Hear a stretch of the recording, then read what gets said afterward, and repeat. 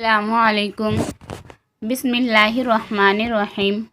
سنہری کرنیں، قصہ نمبر 32۔ اللہ کی قسم، ہم شیرہ کا دانت نہیں ٹوٹے گا۔ نبی کریم صلی اللہ علیہ وسلم کے عہد مبارک میں دو عورتوں میں جھگڑا ہو گیا۔ ان میں سے ایک حضرت انس بن نضر رضی اللہ عنہ کی ہم شیرہ ربیع بنت نضر رضی اللہ عنہ تھی، جنہوں نے دوسری عورت کا دانت توڑ دیا تھا۔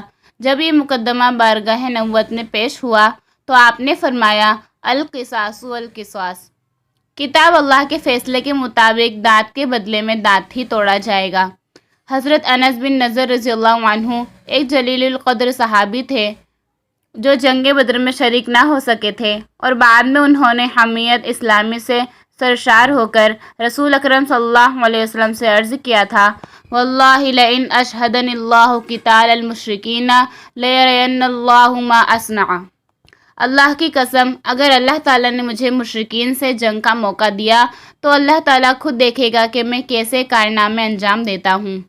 چنانچہ غزوہ احد میں بڑی جواں مروی سے کافروں کا مقابلہ کیا اور شہید ہو گئے۔ شہادت کے بعد دیکھا گیا تو ان کے جسم پر تلواروں، نیزوں اور تیروں کے 80 سے زائد زخم لگے ہوئے تھے، اور کافروں نے ان کا اس قدر برے طریقے سے مسئلہ کیا تھا کہ ان کی بہن ربیع بنت نضر رضی اللہ عنہا انہیں پہچان نہ سکی، بلکہ ان کی انگلیوں کی پوروں کی مدد سے انہیں پہچانا۔ غرض یہ صحابی رسول اکرم صلی اللہ علیہ وسلم کی خدمت میں حاضر ہوئے اور عرض کیا، اے اللہ کے رسول، کیا آپ چاہتے ہیں کہ میری بہن ربیع کا دانت توڑ دیا جائے؟ رسول اللہ صلی اللہ علیہ وسلم نے فرمایا، نعم کتاب اللہ، ہاں کتاب اللہ کا یہی فیصلہ ہے۔ حضرت انس بن نضر رضی اللہ عنہ نے عرض کیا، اللہ کی قسم، میری ہمشیرہ کا دانت نہیں ٹوٹے گا۔ آخر یہ قسم کیسی تھی؟ کیا حضرت انس بن نضر رضی اللہ عنہ نے شرعی حکم پر اعتراض کیا تھا؟ کیا نبی کریم صلی اللہ علیہ وسلم کا فیصلہ قبول نہ تھا؟ ہرگز نہیں، بلکہ انہوں نے یہ قسم اس لیے کھائی کہ انہوں نے اللہ کی ذات سے امید تھی کہ اللہ تعالیٰ ان کی قسم کو رائیگاں نہیں جانے دے گا، بلکہ ضرور کوئی دوسری صورت پیدا فرما دے گا۔ وہ اپنے رب ذوالجلال سے دعا کر رہے تھے۔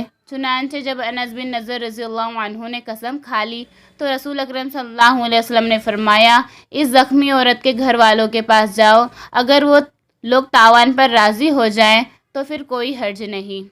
لوگ اس زخمی عورت کے گھر والوں کے پاس گئے۔ ان لوگوں نے تاوان پر رضامندی حاضر کر دی، حالانکہ اس سے پہلے وہ راضی نہیں ہو رہے تھے، بلکہ ربیع بن نضر رضی اللہ عنہ کا دانت توڑنے پر مصر تھے۔ رسول اکرم صلی اللہ علیہ وسلم کے چہرہ مبارک پر مسکراہٹ چھا گئی، اور آپ انس بن نضر رضی اللہ عنہ کے پھٹے ہوئے کپڑے اور ان کے دبلے پتلے جسم کی طرف دیکھنے لگے۔ پھر فرمایا، ان من عباد اللہ من لو اقسم علی اللہ لابر۔ اللہ کے کچھ بندے ایسے بھی ہیں کہ اگر وہ اللہ تعالیٰ کے بھروسے پر قسم کھا بیٹھے تو اللہ تعالیٰ ان کی قسم پوری کر دیتے ہیں۔ السلام علیکم۔